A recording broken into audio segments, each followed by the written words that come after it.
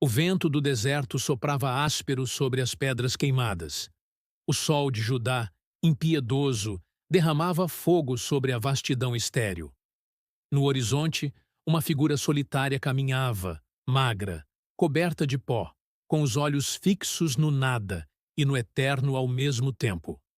Era o filho recém-aprovado pelo céu, conduzido pelo próprio Espírito ao coração da solidão.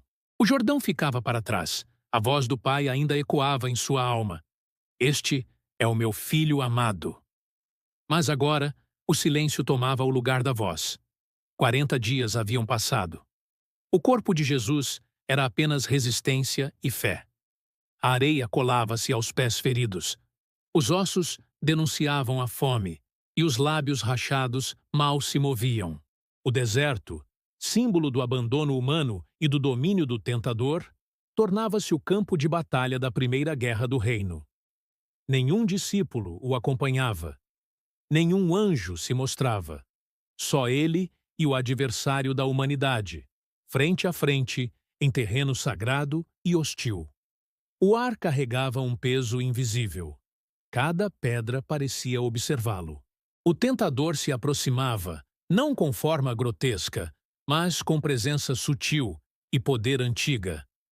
A antiga serpente, disfarçada em sabedoria e persuasão, preparava o ataque decisivo. Ele não vinha com gritos, mas com argumentos. Não com força, mas com lógica mortal. A humanidade inteira aguardava, invisível, o desfecho daquele embate que definiria o futuro da redenção. Jesus sentou-se sobre uma rocha.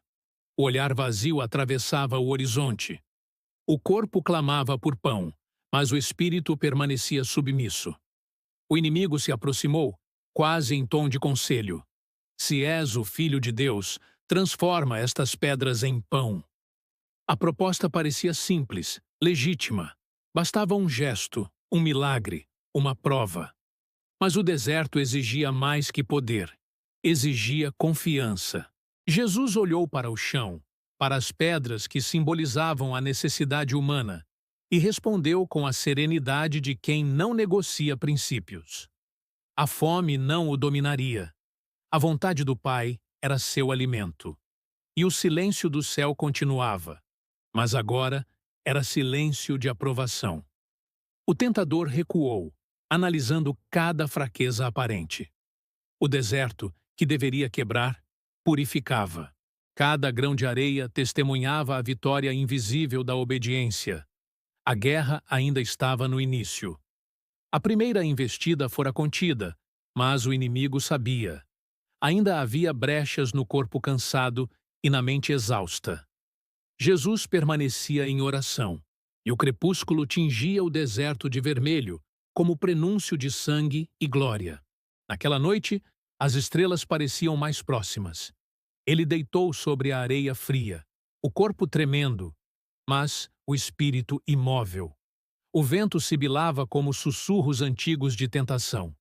No escuro, o adversário sorria, preparando o próximo cenário, porque o deserto era apenas o primeiro degrau do templo, e o céu preparava a próxima revelação.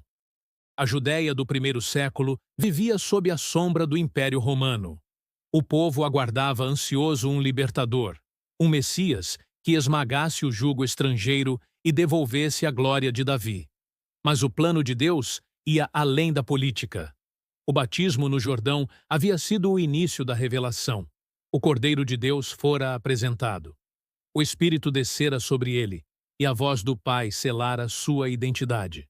No entanto, antes de pregar uma só palavra, antes de curar um enfermo, Jesus seria testado no invisível. A missão messiânica começaria não em palácios, mas na aridez do deserto. O Espírito o conduziu, não o tentador, não o acaso. A obediência o levou ao confronto. O filho precisava provar que a comunhão era mais forte que o apetite, que a obediência era mais poderosa que o espetáculo, que a adoração verdadeira não se corrompe com promessas. O deserto era a escola do Messias.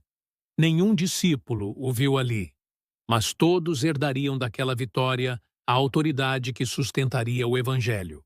Os romanos patrulhavam estradas, sacerdotes controlavam templos e o povo suspirava por sinais. Mas o verdadeiro sinal estava acontecendo longe dos olhos, no silêncio da provação. A cada amanhecer, Jesus acordava mais fraco fisicamente e mais firme espiritualmente. O jejum não era penitência, era alinhamento. A fome o tornava sensível à vontade do Pai. A solidão o preparava para lidar com multidões sem se perder nelas. O deserto moldava o caráter do servo. Enquanto isso, o tentador observava. O adversário conhecia as fraquezas humanas. Desde o Éden, ele dominava pela dúvida. Será que Deus disse? Agora, a mesma estratégia se repetiria. Se pudesse semear incerteza sobre a filiação divina, quebraria o elo da obediência. O Filho de Deus precisava confiar mesmo quando o Pai se calava. A fé seria provada sem aplausos, sem testemunhas, sem visões. Apenas fé pura contra o vazio. A paisagem era sempre a mesma: montes de areia, pedras afiadas, miragens distantes. Mas cada passo era parte de um plano maior. O Cristo se tornava ali o novo Adão, enfrentando o inimigo não num jardim de abundância, mas num deserto de escassez. Onde Adão caiu cercado de tudo, Jesus venceria tendo nada. Ao longe, o som do vento soava como vozes do passado. Israel também fora testado 40 anos naquele mesmo tipo de deserto. Murmurou, duvidou, caiu.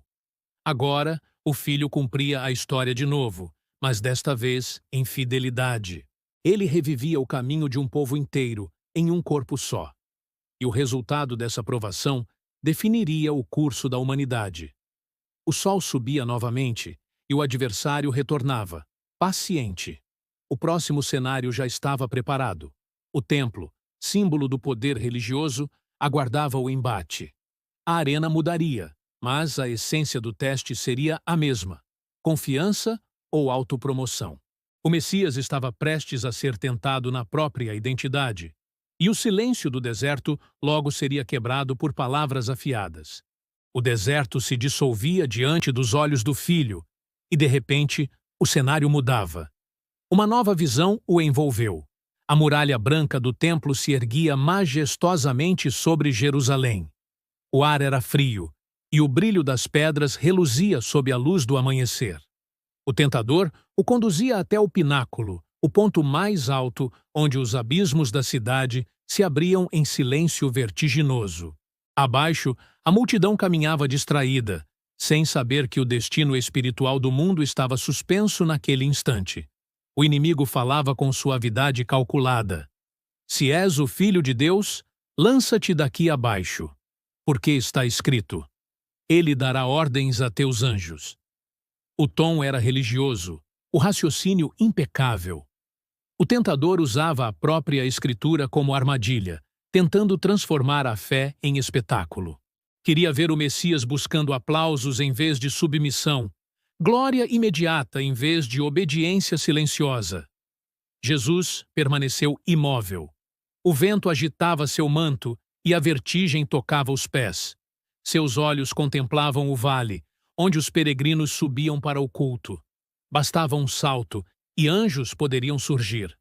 O mundo veria um Messias triunfante, e os corações o exaltariam sem resistência. Mas o reino não seria construído sobre demonstrações, e sim sobre a cruz. O filho respondeu, sem elevar a voz, mas com autoridade eterna: Não tentarás o Senhor teu Deus. Aquela resposta cortou o ar como espada. O tentador recuou, o olhar transformando-se em ira contida.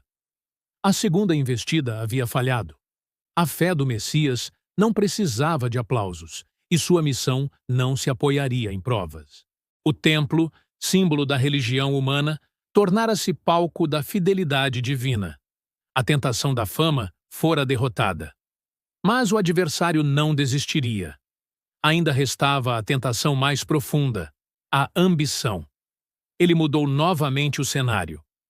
Num instante, diante dos olhos do Cristo, o mundo se abriu em esplendor. Montanhas, mares, cidades, reinos e tronos surgiram como se o tempo se curvasse à sua frente. O brilho do ouro e a pompa dos reis cintilavam sob uma luz sobrenatural. O tentador se aproximou e sua voz soou grave, quase paternal. Tudo isto te darei, se prostrado me adorares. A proposta era definitiva. Poder sem sofrimento, coroa sem cruz, glória sem sacrifício. O adversário oferecia o atalho da dominação, um reinado político em troca de uma inclinação. Bastava uma vez. O silêncio prolongou-se.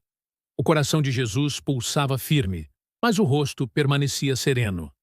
Cada palavra do inimigo trazia ecos do Éden, ecos do desejo humano de ser senhor. No entanto, o filho não buscava poder. Buscava cumprir o propósito do Pai. Ele ergueu o olhar, e sua voz, firme como rocha, selou o destino da batalha. Vai-te, Satanás. Só ao Senhor teu Deus adorarás, e só a Ele servirás. O tentador gritou sem som. O brilho em seus olhos se apagou. A atmosfera do monte se transformou. O vento cessou, e o silêncio voltou, mas agora era silêncio de vitória. Jesus permaneceu em pé, exausto, mas invicto. O inimigo partira. Então, o invisível se tornou visível. Anjos se aproximaram, como brisa que conforta o deserto. Suas presenças não eram espetáculo, mas consolo. Trouxeram alimento e paz. O corpo de Jesus, antes trêmulo, reencontrou forças. A fome que o havia acompanhado durante 40 dias se dissolveu na plenitude da obediência. A provação terminara, mas o ministério estava apenas começando. O Messias havia vencido onde o primeiro homem falhou. O deserto tornara-se o berço do reino. A vitória não era apenas dele, era de todos os que creriam. E enquanto o sol nascia sobre as colinas da Judéia, o mundo espiritual se curvava diante da fidelidade do Filho. Mas a história humana ainda não compreenderia o peso daquele momento. O que viria a seguir mudaria tudo. Jesus desceu do monte em silêncio. O deserto agora parecia diferente, não menos árido, mas santificado. Cada pedra, cada sombra, cada lembrança daquele confronto tornava-se símbolo da autoridade conquistada pela submissão. Ele caminhava com passos lentos, sustentado não pela força do corpo, mas pela certeza da missão. Ao longe, o Vale do Jordão aguardava. As vozes dos homens, ignorantes do que ocorrera, retomavam a rotina. Pescadores lançavam redes, pastores guiavam rebanhos, e o mundo seguia seu curso. Nenhum olho humano havia testemunhado a vitória que acabara de ocorrer, mas o universo espiritual inteiro a reconhecia. O céu registrava o triunfo do Cordeiro. Cada passo de Jesus rumo à Galileia representava o início de uma nova era. A autoridade com que ensinaria, curaria e libertaria nasceria desse deserto. Antes de confrontar fariseus, ele confrontara o próprio mal. Antes de expulsar demônios, derrotara o príncipe deles. Antes de abrir bocas e olhos, abrira caminho na solidão. Os anjos o acompanhavam à distância, como guardiões silenciosos. O vento agora era brando, como se o deserto também descansasse. A guerra invisível terminara, mas a terra ainda aguardava o cumprimento da redenção. Nos dias que se seguiram, Jesus apareceu às margens do Jordão, e João, ao vê-lo retornar, compreendeu em silêncio. Havia algo diferente no olhar do filho. Uma paz sólida, fruto de quem suportou a pressão máxima e não cedeu. Ele estava pronto. Em Cafarnaum, aldeias inteiras seriam transformadas. Em montes, multidões se reuniriam para ouvir sua voz. Em cidades, enfermos seriam curados e pecadores restaurados. Cada palavra, cada gesto, cada milagre seria a expressão daquela vitória inicial. O tentador vencido não desapareceu. Recolheu-se às sombras, planejando novos ataques. Ele se esconderia entre os fariseus, entre os discursos, entre as multidões que pediriam espetáculo. Mas agora o filho o conhecia. Nenhum disfarce o enganaria. A batalha espiritual prosseguiria até o Gólgota, onde a obediência seria consumada em sangue. Por ora, o Messias caminhava entre homens, mas sua mente permanecia no alto. A tentação havia revelado o segredo do reino. O poder verdadeiro nasce da renúncia. O deserto ensinara que o domínio não se conquista pela imposição, mas pela entrega. Ao pôr do sol, Jesus parou sobre uma colina e contemplou a imensidão da terra prometida. O vento tocou seu rosto e ele murmurou uma oração silenciosa. O Pai não o havia abandonado. O silêncio do deserto fora apenas o prelúdio da comunhão. Quando retomou o caminho, a noite o envolveu como um manto. Cada estrela parecia um testemunho. A humanidade, ainda inconsciente, receberia o fruto daquele jejum, daquela fidelidade. O Redentor havia provado ser digno, e o céu preparava a cruz. O deserto de Jesus não foi apenas geográfico, foi espiritual, representando o deserto de toda a alma humana. Cada tentação que ele enfrentou é a raiz de todas as lutas da humanidade. O pão da autossuficiência, o salto da vaidade e o trono do poder. Em cada uma delas, ele mostrou que a verdadeira vitória nasce da submissão à palavra. O pão simboliza o desejo de resolver com as próprias mãos aquilo que Deus ainda não concedeu. O salto do templo representa a tentação de usar a fé como palco, transformando a confiança em espetáculo. O trono dos reinos mostra o apelo por atalhos, conquistar sem carregar a cruz. Jesus rejeitou todos, preferiu confiar, esperar e obedecer. O silêncio de Deus, que muitos interpretam como ausência, foi, na verdade, a maior prova de amor. O Pai o acompanhava em cada passo, mesmo quando não falava. Assim também é com os que o seguem. O deserto não é castigo, é treinamento. Em cada geração, o adversário repete os mesmos argumentos, travestidos de modernidade. Promete pão rápido, fama instantânea e poder sem sacrifício. Mas a voz do Filho ainda ecoa. Nem só de pão viverá o homem. O reino não é construído por quem se prostra diante de promessas, mas por quem permanece fiel sob o sol da provação. Os anjos continuam servindo aqueles que resistem. E cada vez que um coração escolhe a fidelidade em vez do atalho, o mesmo poder que sustentou Jesus renasce sobre a terra. O deserto continua sendo lugar de decisão. Quando Jesus deixou o deserto, o mundo ganhou um novo rumo. A história foi redefinida por uma vitória invisível. E toda alma que hoje enfrenta sua própria provação encontra no Cristo do deserto o modelo e a força. Ele venceu para que ninguém precise ceder. O vento do deserto ainda sopra, mas agora ele traz esperança. E o que viria a seguir, a cruz, mudaria tudo para sempre. O deserto é o primeiro altar de todo chamado.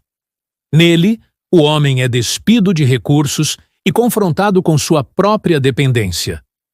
Jesus mostrou que a verdadeira vitória não se conquista com poder, mas com obediência. Ele recusou transformar pedras em pão, porque confiava que o Pai sustentaria sua fome. Rejeitou saltar do pináculo, porque sabia que o amor não precisa ser provado. Negou o trono dos reinos, porque compreendia que a coroa viria pela cruz. Cada decisão no deserto foi um ato de redenção antecipada.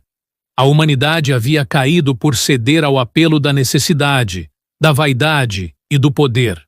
O Filho do Homem levantou-se onde o homem caiu. A vitória de um trouxe esperança para todos.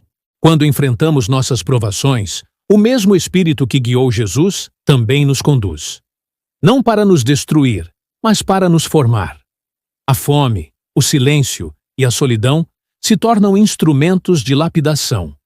No deserto, aprendemos que a palavra é suficiente, que o tempo de Deus é perfeito e que o poder verdadeiro é servir. Quem atravessa o deserto com fé, sai dele com autoridade.